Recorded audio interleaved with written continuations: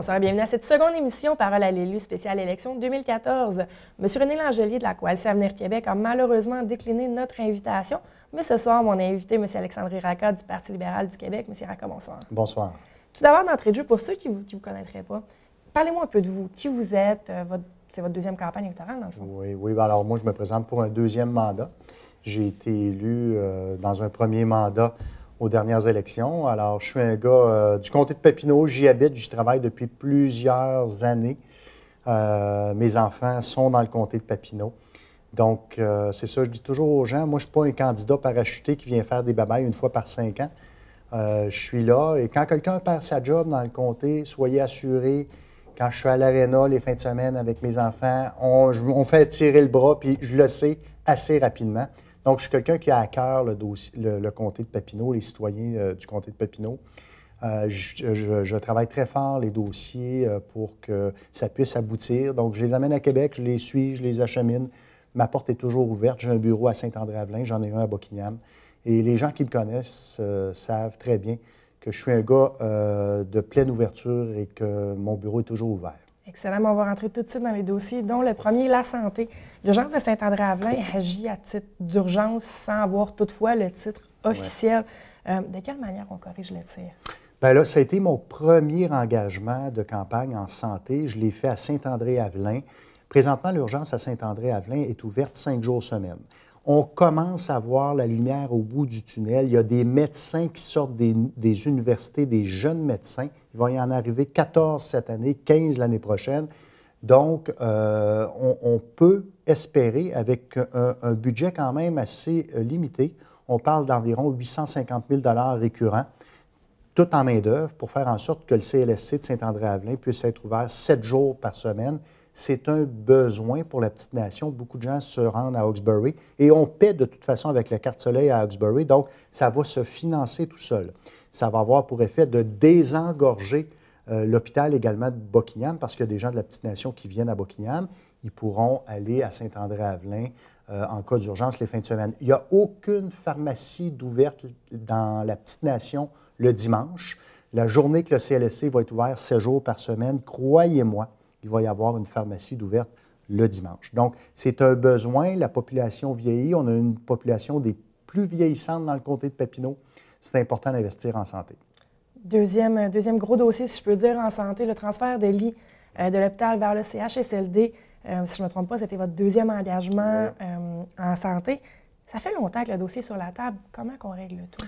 Alors, oui, effectivement, c'était mon deuxième engagement. J'ai fait ça avec Dr. Yves Bolduc, qui était à mes côtés ici à Buckingham. C'est un premier dossier qui avait été déposé en 2008. Le Parti libéral avait mis beaucoup d'argent dans les infrastructures. L'hôpital à Buckingham a été rénové, le bloc opératoire a été rénové. Nous étions rendus en 2012 à l'agrandissement du CHSLD à Buckingham. Malheureusement, tous les projets d'infrastructure ont été coupés et arrêtés depuis 18 mois. Nous, ce qu'on dit, c'est qu'il faut absolument faire en sorte que ce dossier-là sorte du classeur à Québec, qu'il revienne rapidement sur la table pour qu'on puisse procéder à l'agrandissement. Présentement, à l'hôpital de Buckingham, il y a 2-3 personnes par chambre qui devraient être placées, au CHSLD de Buckingham dans des chambres individuelles. Il manque 55 places au CHSLD, il y a une liste d'attente.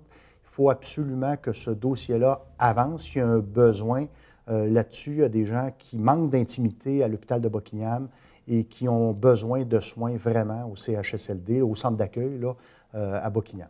On change de sujet. Les organismes communautaires sur le territoire de Papineau, seulement qu'à Buckingham, je ne me trompe pas, il y en a quasiment une cinquantaine. Plusieurs organismes croulent sous la paperasse lorsqu'ils viennent à remplir pour des subventions.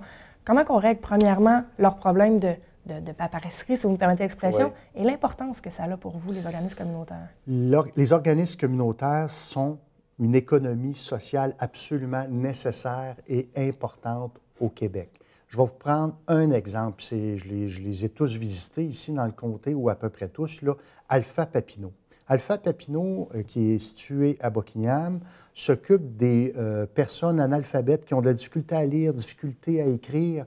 Ils les prennent, ils les mettent dans des classes Ils font en sorte qu'ils puissent apprendre à lire, apprendre à écrire. Et ils sortent souvent, ces jeunes-là ou ces gens-là, des jeunes, des moyens, un petit peu plus vieux, qui les sortent de l'aide sociale, qui se trouvent un job, et ces gens-là paient de l'impôt. C'est fantastique. Ça vaut une fortune de sortir une personne de l'aide sociale, de faire en sorte qu'elle puisse se débrouiller pour aller travailler. Ça vaut une fortune au niveau économique au Québec. Les organismes sociaux sont indispensables, très importants. Vous avez raison, il faut réduire toute la papasserie autour de la reddition de comptes des organismes communautaires qui est trop lourde actuellement. Il faut simplifier, alléger les formulaires qui sont rattachés aux organismes communautaires et plus investir dans la main-d'œuvre qui est nécessaire pour ces organismes-là, pour leur permettre de souffler un peu et de remplir leur mission qui est excessivement importante. On s'en va en éducation. Lors de la visite de votre chef, M. Couillard, ce dernier a affirmé que l'Outaouais pourrait avoir un statut particulier au même titre que la santé en éducation. Est-ce que c'est une bonne idée? Est-ce que le tout est encore sur la table ou c'était une idée lancée comme ça? Non, c'est une bonne idée. Le seul parti qui a mis un statut particulier au Québec, c'était le Parti libéral et ça a été Philippe Couillard. Il l'a fait en santé. Puis c'est un 20 millions qui avait été dégagé parce qu'ici, on est limitrophe avec l'Ontario. C'est important d'avoir une reconnaissance monétaire un petit peu plus élevée que les autres régions pour éviter l'exode, et dans ce cas-là, c'était l'exode des infirmières. En éducation, il y a quelque chose à regarder effectivement également à ce niveau-là. Il y a des cohortes, des programmes qui se donnent à Ottawa qui ne se donnent pas ici. Ça peut créer une exode des jeunes en Ontario. Il faut faire attention. Je pense qu'il faut partir un peu plus de cohortes, plus de programmes.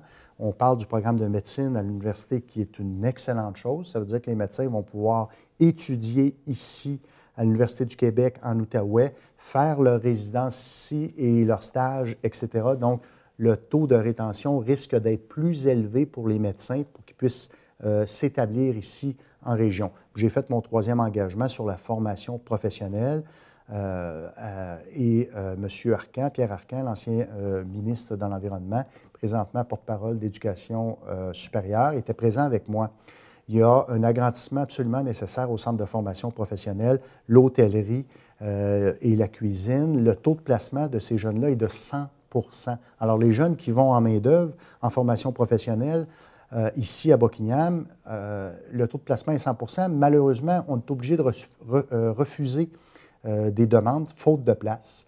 Alors, nous, ce qu'on dit, c'est qu'il faut absolument investir là-dedans pour, encore une fois, faire en sorte que nos jeunes travaillent. Ce n'est pas normal qu'un jeune de 20-25 ans soit sur l'aide sociale. Il y a trop de besoins, surtout en main-d'œuvre, en formation professionnelle, dans le comté de Papineau, partout au Québec, pour faire en sorte qu'on abandonne ces jeunes-là. Qu'est-ce qu'on peut souhaiter pour le comté de Papineau?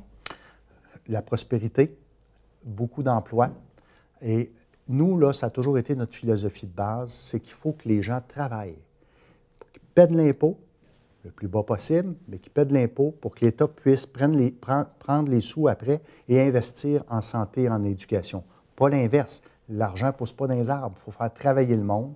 Alors, je nous souhaite un comté extrêmement prospère, vivant, fier. Moi, c'est les gens que je rencontre sur le terrain sont très fiers d'habiter dans le comté de Papineau. Et il faut les faire travailler, ces gens-là. Puis, il faut s'occuper de la santé, l'éducation, les arts, le tourisme. Donc, il faut s'occuper des vraies affaires. Excellent. Merci beaucoup, M. Racan.